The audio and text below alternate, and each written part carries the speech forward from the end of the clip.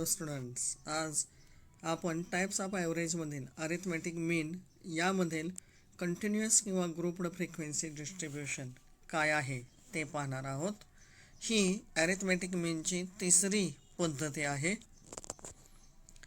आता या ग्रुप्ड किंवा फ्रिक्वेन्सी डिस्ट्रीब्युशनमध्ये आपणाला माहिती जी दिली जाते ती क्लासेसमध्ये दिली जाते. म्हणजेच 0 ते 10, 10 ते 20, 20 ते 30 असे त्याचे क्लासेस असतात आणि त्याची रिस्पेक्टेड फ्रिक्वेन्सी असते. याचा मीन काढायचा असेल तर सर्वप्रथम आपल्याला मिड पॉईंट काढावा लागेल. मिड पॉईंट म्हणजेच या ठिकाणी सिंपल त्याचं इक्वेशन सांगितलेलं आहे. Upper limit plus lower limit divided by 2. म्हणजेच 10 ते 20 असा क्लास जर का असेल तर त्याची अप्पर लिमिट असणार आहे 20 आणि लोअर लिमिट असणार आहे 10. मग 20 अधिक 10 30 भागिले 2 15 हा त्या क्लासचा मिड पॉईंट येईल. मग मीन कॅल्क्युलेट करण्यासाठी आपण डिस्क्रीट फ्रिक्वेन्सी डिस्ट्रीब्युशनमध्ये जे एक्स घेत होतो त्या ठिकाणी फक्त एम म्हणजेच मिड पॉईंट घ्यायचा आहे. मिड पॉईंट या कंटिन्युअस किंवा फ्रिक्वेन्सी डिस्ट्रीब्युशन पद्धतीनं आपणाला 3 प्रकारे मीन कॅल्क्युलेट करता येतो. नंबर 1 आहे direct method, number 2 shortcut method आणि नंबर 3 आहे स्टेप डेव्हिएशन मेथड. एक्झाम्पल एक घेतलेलं आहे पहा. Calculate the mean of the following marks obtained to the students in an unit test. यामध्ये 2 रोज आहेत. पहिला आहे मार्क्स, दुसरा आहे नंबर ऑफ स्टुडंट्स. म्हणजेच 0 ते 10 मार्क्स मिळणारे 5 विद्यार्थी आहेत. 10 ते 20 पर्यंतचे मार्क्स मिळणारे 10 विद्यार्थी आहेत. 20 ते 10 मार्क्स मिळणारे 25 विद्यार्थी आहेत. 30 ते 40 मार्क्स मिळणारे 30 विद्यार्थी आहेत. 40 ते 50 मार्क्स मिळणारे 20 विद्यार्थी आणि 50 ते 60 मार्क्स मिळणारे 10 विद्यार्थी आहेत. पहिली पद्धत आहे डायरेक्ट मेथड. यासाठी कॉलम्स आहेत marks X, number of students F, mid point M आणि एफ एम फ्रिक्वेन्सी आणि मिड पॉईंटचा गुणाकार.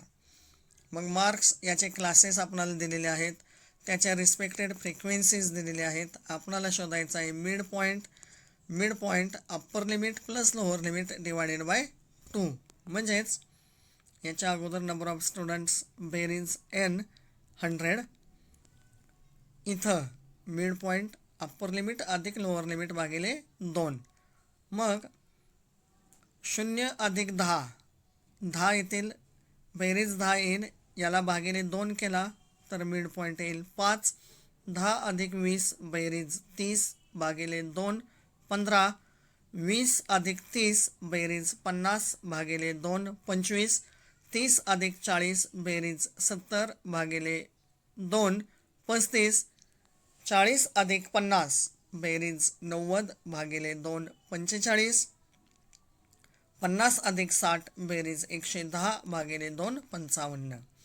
मग आलेला जो मिड पॉईंट आहे त्याला त्याच्या रिस्पेक्टेड फ्रिक्वेन्सीजनं गुणायचा आहे. म्हणून सर्वप्रथम 5 गुणिले 5 25, 10 गुणिले 15 150, 25 गुणिले 25 625, 30 गुणिले 35 1050, 20 गुणिले 45 900 आणि 10 गुणिले 55 550 यांची बेरीज म्हणजेच समेशन एफ एम 3300. आणि आता formula X bar is equal to summation F M divided by N. म्हणजेच 3300 भागिले 100 मीन येईल 33 मार्क्स. ही झाली डायरेक्ट मेथड. यानंतर दुसरी पद्धत आहे शॉर्टकट मेथड. यासाठी कॉलम्स आहेत marks X, number of students F, mid point M. यानंतर कॉलम करायचा आहे डी म्हणजे डेव्हिएशन एम वजा ए आणि आलेल्या डेव्हिएशन्सला त्याच्या रिस्पेक्टेड फ्रिक्वेन्सीजनी गुणलं तर शेवटचा कॉलम येईल एफ डी. यासाठी मार्क्स याच्या respected frequencies number of students F, mid point याच्या अगोदर बेरीज 100, मिड पॉईंट दिलेला आहे पहा, आपण कॅल्क्युलेट केलेला आहे. आणि या मिड पॉईंटपैकी एक मीन आपणाला ॲझ्युम करायचा आहे. इथं आपण मीन ॲझ्युम केलेला आहे 35, याला आपण ए म्हटलेला आहे. आणि हे जे ॲझ्युम केलेला मीन आहे तो मिड पॉईंटमधून वजा करायचा आहे, येथील डेविएशन्स वजाबाकी. म्हणजेच 5 वजा 35 वजा 30, 15 वजा 35 वजा 20, 25 वजा 35 वजा 10, 35 वजा 35 0, 45 वजा 35 10, 55 वजा 35 20. आणि आता आलेल्या डेविएशन्सला त्याच्या रिस्पेक्टेड फ्रिक्वेन्सीजनं गुणायचं आहे. 5 गुणिले वजा 30 150, 10 गुणिले वजा 20 200, 25 गुणिले 10 25 गुणिले वजा 10 वजा 250, 30 गुणिले 0 0, 20 गुणिले 45 200 आणि 10 गुणिले 55 10 गुणिले 20 200. इथं वजा वजाची बेरीज येईल वजा 600, अधिक अधिकची बेरीज येईल 400. मोठ्या संख्येतून लहान संख्या वजा जाता येणाऱ्या वजाबाकीला मोठ्या संख्येचं चिन्ह आपणाला द्यायचं आहे. आणि या दोन्हीची बेरीज येईल वजा 200. म्हणजेच वजा 600 अधिक 400 बरोबर येतील वजा 200 समेशन FD. आणि आता त्याचा formula X bar is equal to A plus summation FD divided by N. Mean assume केलेला होता 35, समेशन FD आलेला आहे वजा 200 भागिले N. टोटल संख्या आहेत 100, म्हणून 35 अधिक वजा 2 म्हणजेच ॲन्सर येईल 35 वजा 2 33 मार्क्स. तिसरी पद्धत आहे स्टेप डेविएशन मेथड. यामध्ये columns marks, number of students, mid point, deviation, पुढं एक कॉलम करायचा आहे D1 म्हणजेच D डिवायडेड बाय C म्हणजे कॉमन फॅक्टर. आणि या D1ला त्याच्या रिस्पेक्टेड फ्रिक्वेन्सीजनं गुणायचं आहे. यासाठी मार्क्स, आपल्याला दिलेले क्लासेस, त्याच्या दिलेल्या respected frequencies, number of students, आपण कॅल्क्युलेट केलेला मिड पॉईंट आणि आपण कॅल्क्युलेट केलेलं डेविएशन्स वजाबाकी जी केलेली होती त्यासाठी आपण मीन गृहीत धरलेला होता 35 आणि वजाबाकी केलेली होती ती वजाबाकी. यामधून आपल्याला D1 म्हणजे यातला कॉमन फॅक्टर जो आहे 10 त्यानं आलेल्या डेविएशन्सला भागायचं आहे.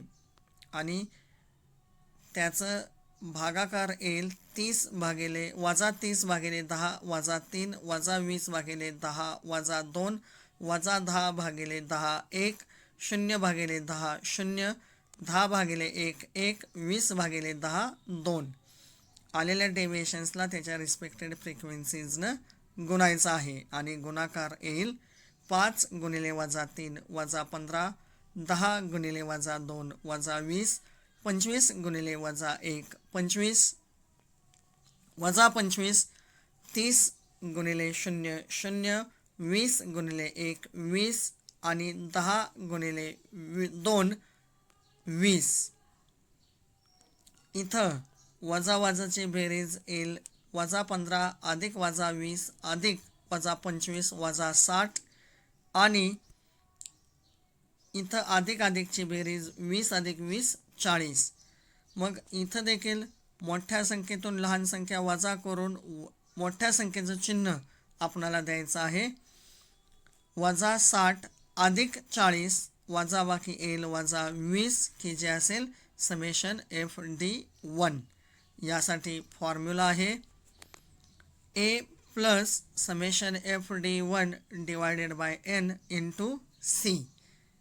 यामध्ये ए मीन ॲझ्युम केलेला होता 35, समेशन एफ डी 1 आलेला आहे वजा 20 भागिले एन 100 गुणिले 10. ॲन्सर येईल 35 अधिक वजा 20 म्हणजेच 35 वजा 2 आणि वजा बाकी येईल 33 मार्क्स. थँक्यू.